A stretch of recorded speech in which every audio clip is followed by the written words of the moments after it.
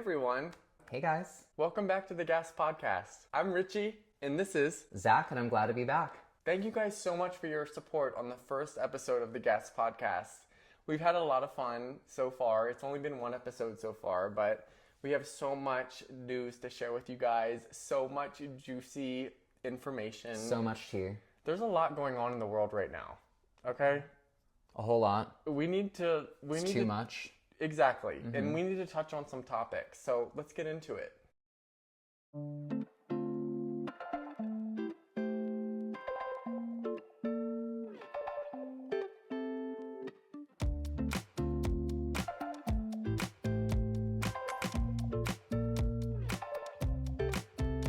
I was not expecting so much positive feedback on the first episode, but you know, I love Zach. We truly riff off of each other. We have a lot of similarities and we have a lot of things that we can relate to with one another. So it's really nice to see that you guys can appreciate that as well through the screen. But it's also very motivating because I want to see my friend succeed. I want to see him be appreciated, and I want you guys to appreciate him the same way that I do, because he's a well-rounded guy. I mean, he's experienced a lot. He's a little bit older than me, but he's not by 1 year.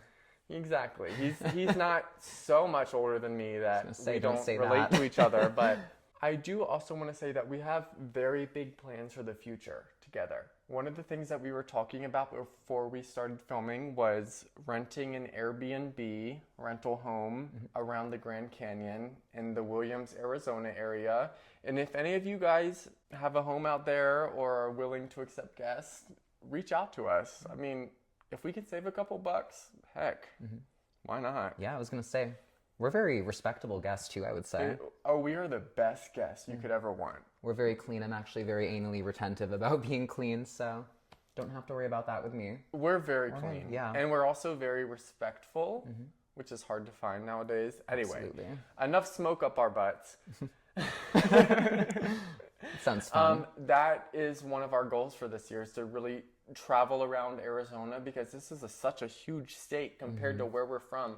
If you guys look on the map, I'll probably put a little picture right here of how small Connecticut is. It's the third smallest state, actually. And how small Maryland is. Guys, we're from very small states, and Arizona is massive. So there's a lot to see out here. There's a lot that we want to share with you guys that are maybe a little bit shy and maybe a little bit afraid of stepping out of your comfort zone. That's what this podcast is all about, is showing you what life as a gay man in 2024 is all about. 2024 already, that's crazy. Right now, I'm going to move ahead and discuss with you guys some gay news, because that was one of the main things that I wanted to discuss in this video. But before I get into that, I want to ask you, how do you think that we should design our backdrop? Should it be more homey? Should it be more radical? Should it be more like 90s? I tried to add a little bit of something right here, like a little bit of a constellation kind of a feel. But we do have a lot of possibilities. So if you guys want to see like a neon purple feather scarf laid across the room divider in like a hot pink whatever over there, say that's a whole clash of colors. Let me know. But I also want to say, guys, I forgot to even say this. This is one thing I wanted to start the video off with. But Zach decided to pick out a candle to light for this video because we missed this in the last video. So Zach, why don't you talk a little bit about Maple Delight and why you chose to light that candle? I chose Maple Delight, being someone from New England. Maple anything, maple syrup, maple candy. It's a big staple there. Reminds me a lot of growing up in New England during the fall and just maple anything everywhere. It's maple just, everything. Yeah, almost as much as pumpkin spice. Oh my gosh, I think, yes. Yeah, I think just taking like a sniff of it, I automatically was transported back to home. And I'm like, oh, this reminds me of Connecticut so much. Let's get a whiff. Oh. Oh my, I need to change my underwear. Hold on, I'll be right back. I had to do that earlier, guys. Theatric. You know we gotta bring the theatrics. Yeah, I mean, come on. Absolutely. Also, too, this little wax cover that goes on here. Guys, this also has another purpose, too. It's not just something that you throw away. This actually catches the scent of the candle on here. It lasts for 3 weeks. I would actually recommend putting this in your car in one of the cup holders on there. Makes your whole car smell like honestly, it makes it smell like a bakery. Oh, I'm so happy that you like it. Oh, I love it. Let's light it though, and let's get the show started. Going. Just so you guys know, we are working on a special edition Valentine's Day candle together. It's going to be one candle, and we've smelled a couple of fragrances so far, but we're still trying to find the right fit. And I want to let you guys know that that candle will be available February 1st, okay? So you'll have 2 weeks to purchase that before Valentine's Day. I'm actually really excited. Me too. Yeah, it's going to be fun to collab on this. And this is something I've always wanted to have a collaboration, especially with someone I care about, you know, my best friend. So what other collaborator would I ask for? James Charles. Okay, you guys. So now it's time to move on to some juicy gay news. So what I'm going to mention right now to you guys is someone who a lot of you probably have never heard of, and that is Lil Nas X.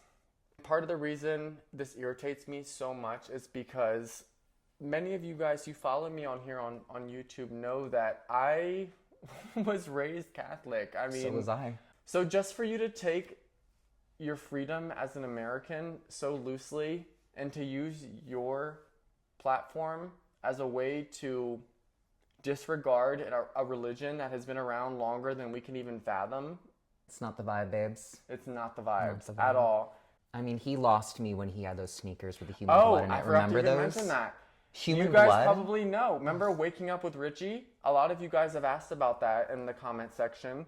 Years ago, in 2020, he tried to do the same thing, the religion-based propaganda, with his Satan shoes. When he launched a shoe with Nike, which Nike actually sued him for in return, he tried to use Nike's licensing. Good for them. To create a shoe that had human blood injected into the sole.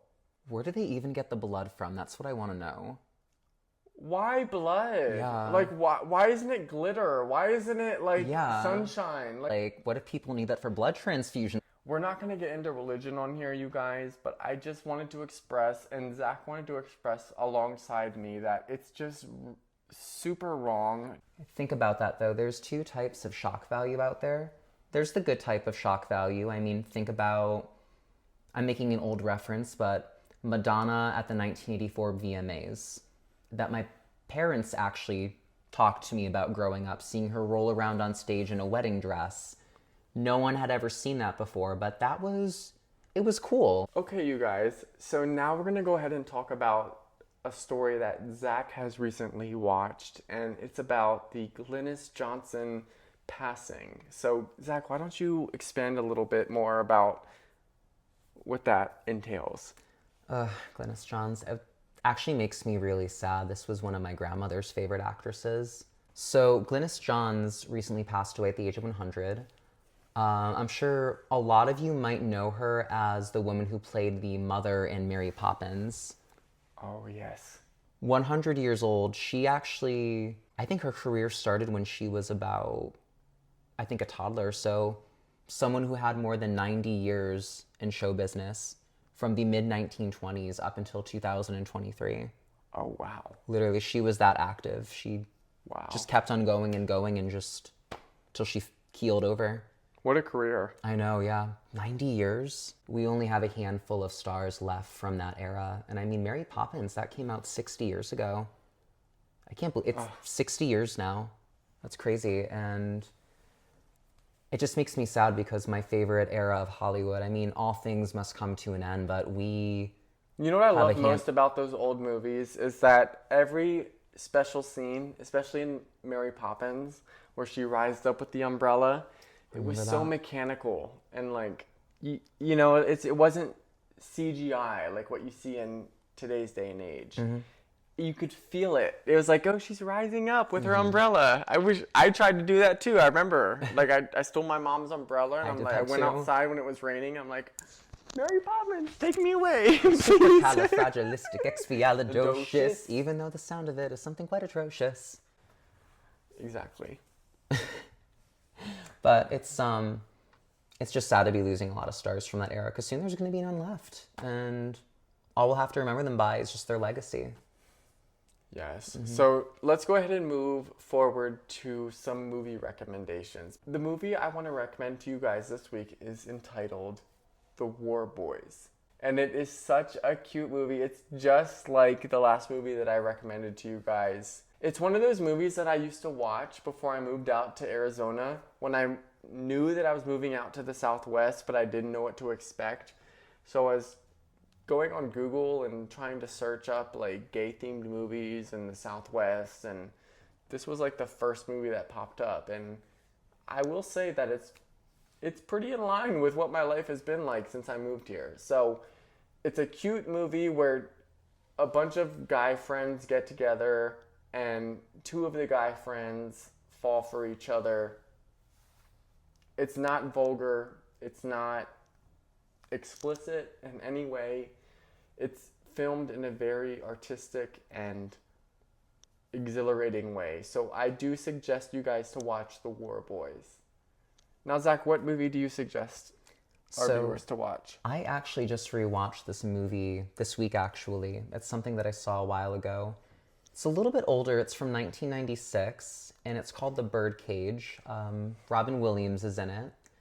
The whole premises of it is, it's actually quite comical. It's about a gay nightclub owner in Miami who has a daughter from a previous marriage from when he was married to a woman. He's now out and proud, has a partner. His daughter informs him that she's getting married, and her in-laws are pretty conservative. They're not that gay friendly. So to make a good impression on his daughter's future in-laws, he puts on this whole facade. It's basically about a man just going to great lengths to hide himself, and we all know that. We all of us gay men know that in our early ages, right? Absolutely. But in a time too in the 90s where it was like less socially acceptable. It was expected.